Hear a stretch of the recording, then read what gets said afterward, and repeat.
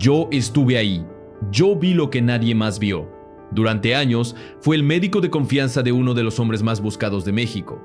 Y lo que voy a contarte hoy no está en ningún expediente, en ninguna conferencia de prensa. Lo que voy a revelarte es la verdad sobre cómo un imperio construido con sangre y fuego comenzó a desmoronarse desde adentro, sin que nadie lo supiera, sin que los propios enemigos del Mencho imaginaran que su peor batalla no era contra el gobierno ni contra los cárteles rivales, sino contra su propio cuerpo. Suscríbete a este canal si quieres entender cómo funciona realmente el poder en México, cómo se sostiene, cómo se quiebra y sobre todo cómo se oculta la verdad incluso cuando está frente a los ojos de todos.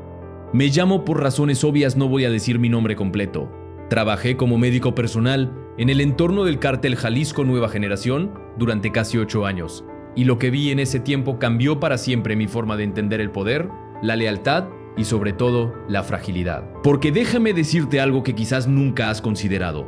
Los hombres más poderosos del mundo, esos que parecen intocables, esos también que mueven millones de dólares como si fueran monedas, esos que tienen ejércitos privados a su disposición, también sangran, se enferman, también se rompen por dentro. Y cuando eso pasa, cuando el cuerpo empieza a fallar, todo el imperio, por más sólido que parezca, empieza a tambalearse. Yo fui testigo de ese proceso. Yo estuve en las habitaciones donde nadie más podía entrar. Yo vi las radiografías que nunca salieron a la luz. Yo escuché las conversaciones que jamás debieron grabarse. Y hoy, después de años de silencio, después de haber huido, después de haber cambiado de identidad 3 veces, finalmente puedo contar lo que realmente pasó con el Mencho. La primera vez que lo vi fue en una casa de seguridad en las afueras de Guadalajara. No voy a dar detalles exactos porque todavía hay gente buscándome. Pero lo que sí puedo decirte es que esa casa no era lo que uno esperaría. No había lujos excesivos, no había oro en las paredes ni animales exóticos en el jardín. Era funcional, discreta, casi espartana, y eso me llamó la atención desde el primer momento. Me había contactado a través de un intermediario, un tipo al que yo había atendido años atrás por un problema renal y que aparentemente había hablado bien de mí con la gente correcta. Me dijeron que necesitaban un médico de confianza, alguien que supiera cerrar la boca, alguien que entendiera que lo que pasara dentro de esas paredes jamás podía salir. Me ofrecieron una cantidad de dinero que en ese momento me pareció absurda, irreal. Y yo, que venía de trabajar en hospitales públicos donde te pagan una miseria por salvar vidas, acepté. No voy a mentir, acepté por el dinero. Pero también, si soy honesto, acepté por la curiosidad. Porque ¿quién no querría estar del otro lado del cristal? Ver cómo funciona realmente ese mundo del que todos hablan, pero que nadie conoce de verdad. Cuando entré a esa casa por primera vez, había 4 hombres armados en la entrada, todos con chalecos tácticos, todos con armas largas, todos mirándome como si estuvieran evaluando si yo era un riesgo o no. Me registraron, me quitaron el celular, me hicieron firmar un papel que básicamente decía que si yo hablaba, las consecuencias serían irreversibles. Y luego me llevaron a una habitación en el 2º piso. Allí estaba él, Nemesio Oseguera Cervantes, el Mencho, el hombre del que se decían tantas cosas, el que apareció en los noticieros como el nuevo rostro del narco en México, el que supuestamente había desplazado al Chapo, el que tenía un medio gobierno buscándolo sin encontrarlo nunca. Y déjame decirte algo que quizá te sorprenda. La primera vez que lo vi no me pareció imponente. No tenía esa presencia cinematográfica que uno espera de un capo. Era un hombre de estatura media, tez normal, con la mirada cansada. Pero había algo en sus ojos, algo en la forma en que te miraba, que te hacía entender de inmediato que ese tipo había visto y hecho cosas que la mayoría de la gente ni siquiera podía imaginar. Me saludó con un apretón de manos firmes, pero no exagerado. Me preguntó mi nombre, me preguntó dónde había estudiado, me preguntó si tenía familia. Y luego, sin rodeos, me dijo: necesito que me revises. Llevo meses sintiéndome mal y ninguno de los pendejos que me han visto me dice la verdad. Esa fue la primera señal, la primera pista de que algo no andaba bien. Porque en ese mundo, en ese entorno donde todos te dicen lo que quieres escuchar, donde nadie se atreve a contradecirte, tener síntomas y no obtener respuestas claras, era un problema. Y ese problema, como descubriría más adelante, era mucho más grave de lo que él mismo imaginaba. Le hice un chequeo general ese primer día. Presión arterial, ritmo cardíaco, palpación abdominal, revisión de reflejos. Todo parecía relativamente normal a simple vista, pero cuando empecé a hacerle preguntas más específicas, cuando empecé a indagar sobre sus síntomas, la cosa cambió. Me dijo que llevaba como 6 meses con fatiga constante, que antes podía estar despierto días enteros sin problema y que ahora se sentía todo el tiempo. Me dijo que había perdido peso sin proponérselo, que la ropa le quedaba más holgada, que su gente le decía que se veía más delgado, pero que él lo atribuía al estrés. Me dijo que tenía dolores de cabeza recurrentes, no intensos pero sí molestos, como una presión constante en las sienes. Y me dijo algo que me hizo prender los focos de inmediato, que últimamente había tenido episodios de visión borrosa, momentos en los que no podía enfocar bien, en los que todo se volvió difuso por unos segundos. ¿Te das cuenta de lo que eso significa? ¿Entiendes por qué esos síntomas, aparentemente menores, aparentemente manejables, eran en realidad una señal de alarma? En unos minutos te voy a explicar exactamente qué fue lo que descubrí, pero antes necesitas entender algo fundamental. En ese mundo, mostrar debilidad es firmar tu sentencia de muerte. Si tus enemigos saben que estás enfermo, te atacan. Si tus aliados sospechan que ya no puedes liderar, te traicionan. Si tu propia gente percibe que el barco se hunde, salta antes de que sea tarde. Por eso el Mencho ocultó su condición durante tanto tiempo. Por eso nadie, absolutamente nadie fuera de un círculo minúsculo, sabía lo que realmente estaba pasando con su salud. Y por eso yo, que entré como un médico contratado, terminé siendo parte de una operación de encubrimiento que duró años. Le pedí que me dejara hacerle estudios más profundos, análisis de sangre completos, estudios de imagen, resonancias. Me dijo que sí, pero con una condición. Todo tenía que hacerse de manera clandestina, sin registros oficiales, sin nombres reales, sin dejar rastro. Así que durante las siguientes semanas coordiné con laboratorios privados que trabajaban bajo cuerda, que sabían perfectamente para quién estaban procesando las muestras y que cobraban en efectivo cantidades absurdas por su discreción. Conseguí equipos portátiles, traje especialistas que no hacían preguntas, armé lo que básicamente era un hospital móvil que se instalaba donde fuera necesario. Y cuando finalmente tuve todos los resultados, cuando pude juntar todas las piezas del rompecabezas, entendí que estábamos frente a algo serio. Muy serio. Los análisis de sangre mostraron niveles alterados en varios marcadores. Tenía la hemoglobina glucosilada elevada, lo cual indicaba un problema con el control de la glucosa en sangre. Tenía los triglicéridos por las nubes, el colesterol disparado, la función renal comenzando a mostrar signos de deterioro. Pero lo que realmente me preocupó, lo que hizo que todo cobrara sentido, fue el resultado de la resonancia magnética. Porque ahí, en esas imágenes en blanco y negro, que solo un ojo entrenado puede interpretar correctamente, vi algo que cambiaba todo: signos de microangiopatía cerebral, pequeñas lesiones vasculares, daño progresivo en los vasos sanguíneos del cerebro. Y eso, sumado a todo lo demás, me llevó a un diagnóstico que en ese momento me heló la sangre: diabetes tipo 2, avanzada sin control, sin tratamiento adecuado y con complicaciones ya instaladas. Ahora quizás te estés preguntando, ¿diabetes? ¿Eso es todo? ¿No se supone que la diabetes es algo manejable, algo que millones de personas tienen y controlan con medicamentos?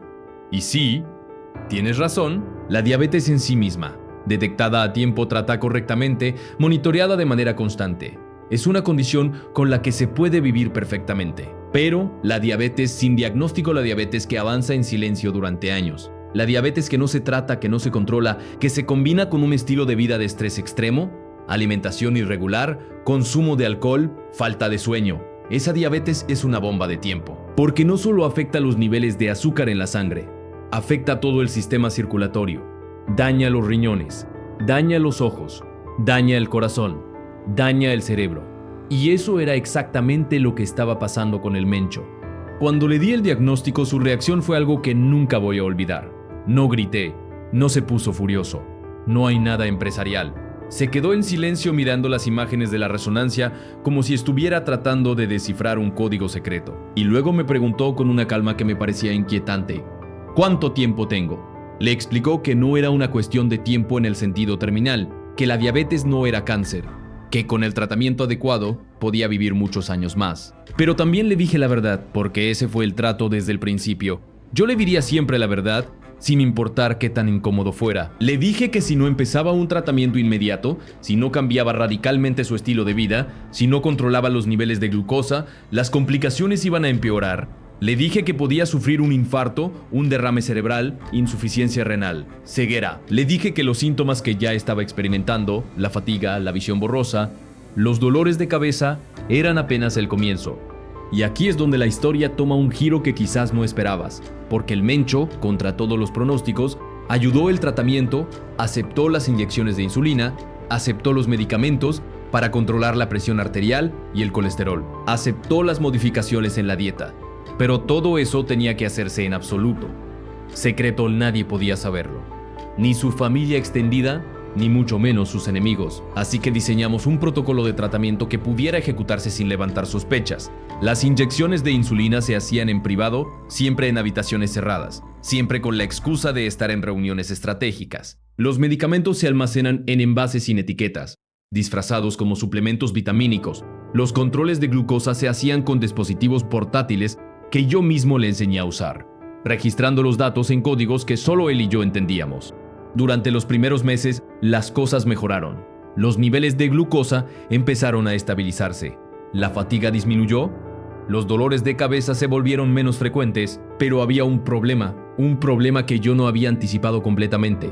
Mantener ese tratamiento en el contexto en el que él vivía era casi imposible, porque el Mencho no era un paciente común, no podía tener horarios regulares de comida, no podía evitar situaciones de estrés extremo, no podía descansar las horas necesarias. Su vida era caótica, impredecible, violenta, y eso hacía que el control de la diabetes fuera una batalla constante.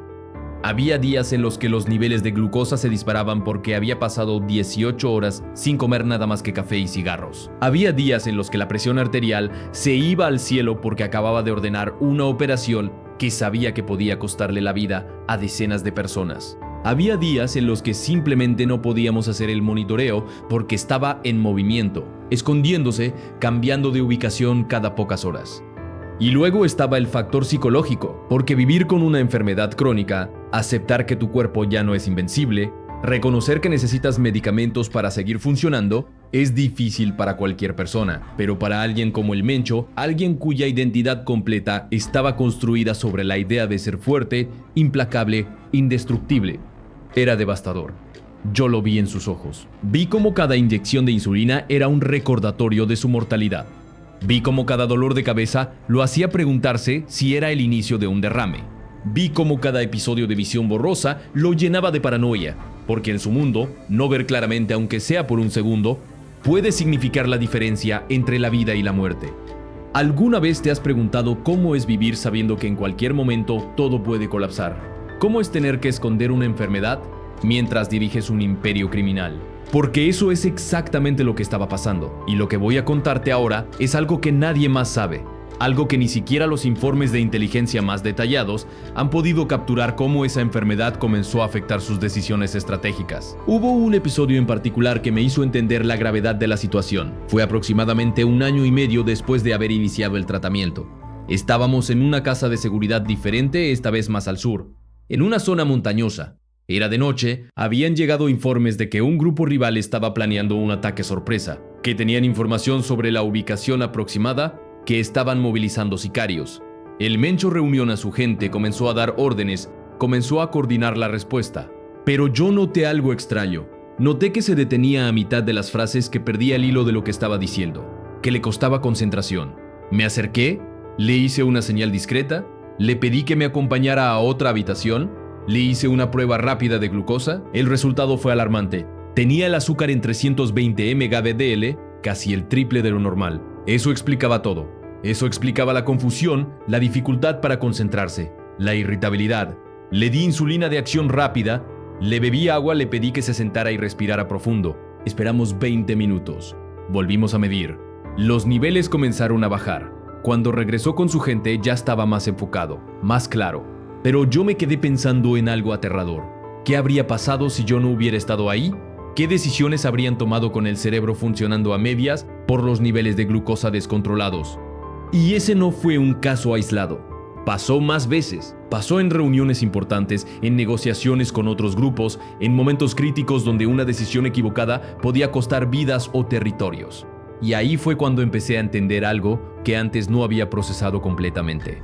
Yo no era solo su médico, yo era una pieza clave en el funcionamiento de toda la operación, porque mientras él estuviera enfermo, mientras dependiera de medicamentos y monitoreo constante, yo era indispensable. Y eso, paradójicamente, me ponía en peligro, porque en ese mundo, ser indispensable es bueno solo hasta cierto punto. Después se convierte en un riesgo. Porque si yo sabía demasiado, si yo era testigo de sus momentos de debilidad, si yo podía usar esa información en su contra, entonces eventualmente alguien iba a decidir que era mejor eliminarme. Empecé a notarlo en detalles pequeños, en cómo algunos de sus hombres de confianza me miraban con desconfianza, en cómo las conversaciones se detenían cuando yo entraba a una habitación, en cómo empezaron a hacerme preguntas sobre mi familia, sobre dónde vivían, sobre con quién hablaba. Eran sutilezas, pero en ese entorno las sutilezas son advertencias, así que tomó una decisión, empecé a documentar todo. No porque quisiera traicionarlo, no porque tuviera aviones de vender la información, sino como un seguro de vida. Grabé conversaciones, fotografía de estudios médicos, guardé copias de los registros de glucosa, lo escondí todo en lugares diferentes, con gente que ni siquiera sabía que estaba guardando. Y le hice saber, de manera indirecta pero clara, que si algo me pasaba, esa información saldría a la luz. Fue un movimiento arriesgado, pero fue el único que se me ocurrió para seguir vivo.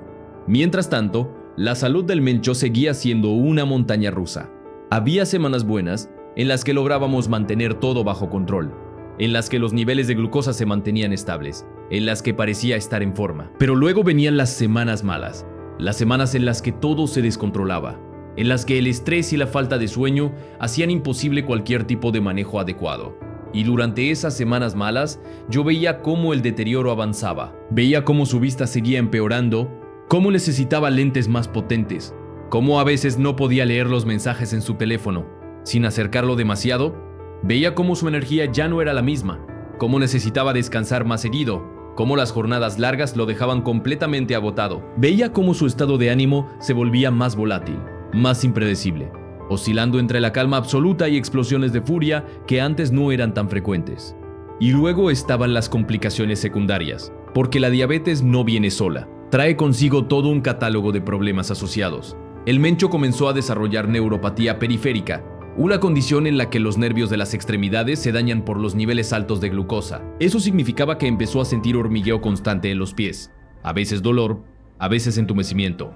Le explicó que era importante cuidar cualquier herida en los pies, porque con la neuropatía y la mala circulación, una simple cortada podía infectarse y convertirse en algo grave. Pero ¿cómo le explica a alguien que vive huyendo, que camina por terrenos difíciles, que no puede darse cuenta del lujo de estar revisando los pies constantemente, que tiene que cuidarse de algo tan aparentemente trivial? También comenzaron los problemas renales. Los análisis de sangre mostraron que la función renal seguía deteriorándose. Lento pero constante, los niveles de creatinina iban subiendo. La tasa de filtración glomerular iba bajando. Le expliqué que eventualmente, si las cosas seguían así, podría necesitar diálisis. Me miró como si le hubiera dicho que tenía que cortarse un brazo. El diálisis significaba dependiendo de una máquina. Diálisis significaba sesiones de varias horas, 3 veces por semana. Diálisis significaba estar inmóvil, vulnerable, predecible. Y eso era inaceptable. Así que ajustamos el tratamiento, añadimos medicamentos para proteger los riñones, modificamos aún más la dieta, intensificamos el monitoreo, pero era como intentar tapar un hoyo en una presa con las manos. Podríamos retrasar lo inevitable, pero no detenerlo. Dentro de poco te voy a contar el momento en que todo cambió, el momento en que la situación llegó a un punto crítico y tuve que tomar una decisión que sabía que podía costarme la vida. Pero antes necesito que entiendas algo más. Algo que tiene que ver con el entorno, con la gente que lo rodeaba, con cómo la enfermedad del Mencho comenzó a afectar la dinámica interna del cártel. Porque en una organización como esa, la salud del líder no es solo un asunto personal, es un asunto estratégico, y aunque el círculo que sabía sobre su condición era reducido, había señales que no podían ocultarse completamente. La gente notaba que ya no participaba directamente en operaciones como antes. Notaban que delegaba más, notaban que pasaba más tiempo encerrado. Y en ese mundo donde las especulaciones pueden ser tan peligrosas como las balas, esas señales generaban rumores. Rumores de que estaba herido, rumores de que había sufrido un atentado, rumores de que estaba perdiendo el control. Y los rumores en el narcotráfico pueden desencadenar movimientos, traiciones, intentos de golpes internos. Yo fui testigo de al menos 2 situaciones en las que hubo tensiones internas relacionadas directamente con la percepción de debilidad. En una ocasión, un lugarteniente de confianza, alguien que había estado con él desde los inicios, empezó a cuestionar algunas decisiones de manera más abierta. No era insubordinación directa, pero era lo suficientemente evidente como para que otros lo notaran. El Mencho lo citó, habló unas solas durante horas, no sé exactamente qué se dijeron, pero después de esa conversación el tipo salió pálido, temblando y nunca volvió a cuestionar nada. En otra ocasión, hubo información de que un grupo de sicarios jóvenes, ambiciosos, estaba sondeando apoyos para un posible cambio de liderazgo. Esa situación se resolvió de manera más definitiva. Los cuerpos aparecieron días después en lugares estratégicos como mensajes claros de que aunque el jefe estaba enfermo, seguía siendo el jefe, y cualquier intento de traición tendría consecuencias irreversibles. Pero esos episodios también cobraron su precio. Cada confrontación, cada demostración de fuerza, cada momento en que tenía que reafirmar su autoridad era un golpe más a su salud. El estrés disparaba los niveles de cortisol, el cortisol disparaba los niveles de glucosa, los niveles de glucosa altos empeoraban todo lo demás. Era un círculo vicioso del que parecía imposible salir. Y yo, atrapado en el medio, tratando de mantener vivo a alguien que vivía en condiciones diseñadas para destruir cualquier tratamiento médico. Hubo un momento, fue aproximadamente en mi 6º año trabajando con él, en el que consideré seriamente irme, renunciar, desaparecer, porque el desgaste era enorme, no solo físico sino emocional y psicológico. Vivir con miedo constante, dormir con un ojo abierto, saber que cada decisión médica que tomaba podía tener implicaciones que iban mucho más allá de la salud de un paciente, era agotador. Pero cuando intenté plantear la idea de manera muy sutil, muy indirecta, la respuesta fue clara. No era una opción. Yo sabía demasiado. Yo era necesario. Y aunque nunca me lo dijeron con esas palabras exactas, el mensaje era evidente. La única forma en que yo iba a dejar ese trabajo era en una caja. Así que seguí monitoreando, seguí ajustando tratamientos, seguí ocultando la verdad. Y mientras tanto, veía cómo el deterioro continuaba. Veía cómo cada año que pasaba, el Mencho era una versión un poco más disminuida de sí mismo. No era algo que alguien externo pudiera notar. Para el mundo exterior, para las autoridades que lo buscaban, para los medios que hablaban de él, seguía siendo el líder implacable del CGNG, el hombre más peligroso de México. Pero yo sabía la verdad. Yo sabía que detrás de esa imagen de poder absoluto había un hombre que dependía de inyecciones diarias, de medicamentos, de un médico que lo mantenía funcional. Y entonces llegamos al momento que cambió todo. Fue hace aproximadamente 2 años. Estábamos en una ubicación que tampoco voy a especificar, pero era una zona donde supuestamente estaban seguros, donde las redes de vigilancia eran sólidas, donde no debería haber sorpresas. Era tarde en la noche, yo estaba revisando unos resultados de laboratorio recientes que me habían hecho llegar de manera clandestina. Los números no eran buenos. La función renal había empeorado significativamente en los últimos meses. La hemoglobina glucosilada estaba nuevamente elevada, lo que indicaba que el control de la glucosa se había perdido. Había marcadores de inflamación crónica. Había señales de que el sistema cardiovascular estaba cada vez más comprometido. Estaba preparando un informe para presentarlo al día siguiente, pensando en cómo iba a plantearle que necesitábamos hacer cambios drásticos en el tratamiento, quizá incluso considerar opciones más invasivas. Cuando escuché los disparos, no fueron 1 o 2. Fue una ráfaga sostenida, el sonido inconfundible de armas de alto calibre, explosiones, gritos. Me tiré al suelo por instinto. Apagué las luces, busqué refugio detrás de un mueble. El tiroteo duró lo que me parecieron horas, pero probablemente fueron solo minutos. Cuando finalmente se detuvo, cuando el silencio volvió, escuché pasos apresurados en el pasillo. Alguien tocó la puerta, gritó mi nombre. Era uno de los escoltas. Me dijo que teníamos que irnos, que había sido un ataque coordinado, que habían logrado repelerlo, pero que no era seguro quedarse. Salimos corriendo, subimos a una camioneta, arrancamos a toda velocidad y en ese momento, en medio del caos, me di cuenta de algo. No había visto al Mencho. No estaba con nosotros. Pregunté dónde estaba. Me dijeron que había salido en otro vehículo, que estaba bien, que nos encontraríamos en el punto de reagrupamiento. Pero cuando llegamos al punto de reagrupamiento, cuando finalmente pude verlo, supe que algo andaba mal. Estaba pálido, sudando excesivamente, respirando de manera irregular. Me acerqué, le pregunté si estaba herido, me dijo que no, que estaba bien, que solo era el susto, pero yo conocía su cuerpo mejor que nadie. Saqué el medidor de glucosa, le hice la prueba. El número que apareció en la pantalla me heló la sangre. 420 megas de L, niveles críticos. Niveles que podrían provocar un coma diabético. Le di insulina inmediatamente. Le di agua, le pedí que se sentara. Monitoré sus signos vitales. El pulso estaba acelerado, la presión arterial elevada. Estaba al borde de una crisis metabólica. Y todo por el estrés extremo del ataque. Logré estabilizarlo esa noche. pero fue un recordatorio brutal de lo frágil que era realmente la situación. Y fue ahí, en ese momento, cuando tomó la decisión que había estado posponiendo durante años. Tenía que salir. Tenía que irme antes de que fuera demasiado tarde, antes de que un ataque, una traición o simplemente el avance de la enfermedad me dejara atrapado en una situación de la que no pudiera escapar. Planeé mi salida durante meses. Fue meticuloso, cuidadoso. Esperaré el momento adecuado cuando hubiera suficiente caos, suficiente distracción. No voy a entrar en detalles de cómo lo hice, porque parte de mi seguridad actual depende de que esos métodos no sean conocidos. Pero lo logré. Desaparecí. Cambio de identidad. Me fui del país durante un tiempo. Regresé a México con otra identidad, otra vida. Y desde entonces he vivido mirando por encima del hombro, sabiendo que hay gente buscándome, sabiendo que si me encuentran las consecuencias serán terribles. Pero antes de irme, antes de desaparecer completamente, hice algo que quizás fue irresponsable, quizás fue vengativo o quizás simplemente fue lo correcto. Dejé un registro completo de todo lo que había documentado en manos de alguien de confianza, con instrucciones de que si algo me pasaba, si me encontraban si aparecía muerto en circunstancias extrañas, esa información debía hacerse pública. No con la intención de hundir al Mencho, porque francamente, en ese punto ya no me importaba su imperio ni su guerra con otros cárteles. Lo hice como seguro de vida. Lo hice para que supieran que matarme tendría consecuencias. Y hasta ahora, hasta este momento, ha funcionado.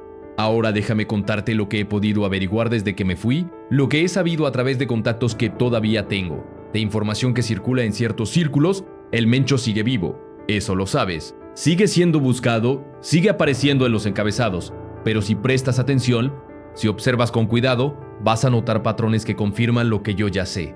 Su salud sigue deteriorándose. Las apariciones públicas, aunque sean escasas y siempre ocultas, muestran a alguien que ha envejecido rápidamente. Los análisis de inteligencia, si supieran qué buscar, mostrarían cambios en los patrones de operación del CIGNG que sugieren que la toma de decisiones está más descentralizada que antes. Y hay rumores, siempre hay rumores en ese mundo, de que ha habido episodios de salud graves en los últimos años, que ha estado cerca de la muerte más de una vez, que solo sigue vivo por la infraestructura médica clandestina que logramos construir, porque ese es el legado de mi tiempo con él. No solo mantuve vivo a uno de los criminales más buscados de México, sino que ayudé a crear un sistema de atención médica clandestina que ahora sirve a toda la estructura del cártel. Médicos que trabajan en las sombras, laboratorios que procesan estudios sin nombres, farmacias que surten medicamentos sin prescripciones, hospitales improvisados en casas de seguridad. Es un sistema que se replica en otros cárteles, en otras organizaciones criminales. Y yo fui parte de su creación. No sé si sentirme orgulloso o avergonzado de eso. Lo que sí sé es que la enfermedad del Mencho, esa diabetes silenciosa que nadie conocía, que nadie sospechaba, ha sido uno de los factores más determinantes en la evolución del CING en los últimos años. Ha influido en decisiones territoriales, en alianzas, en estrategias operativas, ha generado tensiones internas que han derivado en purgas, en traiciones, en cambios de liderazgo, en niveles medios, y todo ese impacto viene de algo tan aparentemente simple como una enfermedad metabólica que no se diagnosticó a tiempo, que no se trató adecuadamente, que se ocultó por orgullo, por miedo, por la naturaleza misma del mundo en el que se movía. ¿Entiendes ahora por qué importa esta historia? ¿Entiendes por qué lo que te estoy contando va mucho más allá de un simple chisme médico? Porque esta historia te muestra algo fundamental sobre el poder, sobre cómo se construye, sobre cómo se sostiene y sobre cómo se desmorona. Te muestra que incluso los hombres más poderosos, los que parecen invencibles, los que tienen ejércitos a su disposición, son humanos, son frágiles. Y esa fragilidad, cuando se combina con un entorno de violencia extrema, de estrés constante, de imposibilidad de recibir atención médica adecuada, se convierte en un factor estratégico. Si eres de los que crees que en México las cosas son siempre lo que parecen en la superficie, déjame decirte que estás equivocado. Detrás de cada noticia, detrás de cada operativo, detrás de cada comunicado oficial, hay historias como esta. Historias de vulnerabilidad, de secretos, de verdades que nunca salen a la luz. Y yo tuve el privilegio, o la maldición, de ser testigo de una de esas historias, de vivirla desde adentro, de saber cosas que nadie más sabe. Ahora, ¿qué va a pasar con el Mencho? No lo sé con certeza. Nadie lo sabe. Pero si su salud sigue el curso que llevaba cuando yo estaba con él, si el deterioro continúa al ritmo que yo observé, entonces eventualmente va a llegar un punto en el que su cuerpo simplemente no pueda más. Puede ser un infarto, Puede ser un derrame cerebral, puede ser insuficiencia renal aguda, puede ser una infección que en condiciones normales sería manejable, pero que en su contexto se vuelve mortal. Y cuando eso pase, cuando el Mencho finalmente caiga, no por una operación del gobierno, no por una traición, sino por su propia biología, el vacío de poder que va a generarse será masivo. Porque a diferencia de otros líderes de cárteles que han sido capturados o asesinados, el Mencho ha mantenido un control muy centralizado. Su salida, especialmente si es arrepentida, va a desencadenar una guerra interna que va a hacer ver los conflictos anteriores como escaramuzas menores. Y yo voy a estar viendo todo eso desde lejos, desde mi nueva vida, desde mi nueva identidad, sabiendo que fui parte de esa historia, sabiendo que mis manos mantuvieron vivo a alguien que le había causado tanto daño, tanto sufrimiento. Vivo con eso todos los días. Vivo con la culpa de haber sido cómplice, aunque mi papel fuera solo médico. Porque, ¿dónde está la línea? ¿En qué momento un médico que jura salvar vidas cruza la línea al salvar la vida de alguien que usa esa vida para destruir otras? No tengo respuesta para eso. Solo tengo la certeza de que hice lo que creí necesario para sobrevivir y que ahora tengo que vivir con las consecuencias de esas decisiones. Esta es mi historia. Esta es la verdad sobre la enfermedad del Mencho que nadie más puede contarte. Soy el único que estuvo ahí, el único que vio los estudios médicos, el único que puso las inyecciones, el único que monitoreó cada nivel de glucosa, cada episodio de crisis, cada momento de debilidad. Y ahora que finalmente la he compartido, que finalmente he roto el silencio, espero que entiendas por qué es importante. ¿Por qué vale la pena conocer esta parte de la historia que los noticieros nunca van a cubrir? Que los informes oficiales nunca van a mencionar. Que los corridos nunca van a cantar. Porque al final todos somos humanos, todos sangramos, todos nos enfermamos, todos morimos. Incluso los que parecen dioses, incluso los que construyen imperios, incluso los que tienen el poder de vida o muerte sobre millas de personas. Y esa, quizás, es la lección más importante de todo esto.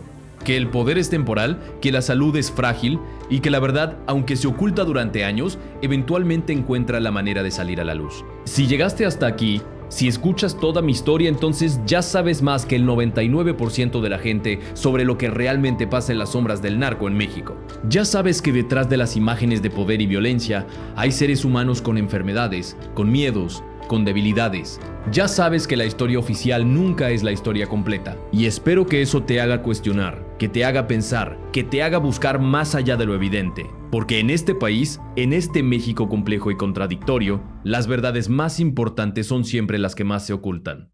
Suscríbete a este canal si quieres seguir conociendo historias como esta, historias que nadie más te va a contar, historias que te van a hacer entender cómo funciona realmente el poder en México. Dale me gusta si esta información te aportó una perspectiva diferente, si te hizo ver algo que no habías considerado antes. Y déjame en los comentarios qué parte de toda esta historia te impactó más, qué fue lo que más te sorprenderá, porque tu opinión importa. Porque este canal existe para que tengamos estas conversaciones que en otros lugares no se pueden tener. Activa la campanita para que no te pierdas los próximos videos, porque hay más historias por contar, más verdades por revelar, más secretos que necesitan salir a la luz. Y yo voy a seguir aquí desde el anonimato, desde mi nueva vida, compartiendo lo que sé, lo que viví, lo que nadie más puede contar. Porque esa es mi forma de redención. Esa es mi forma de hacer algo bueno con todo lo malo que vi y en lo que participé. Esta es mi verdad. Y ahora también es la tuya.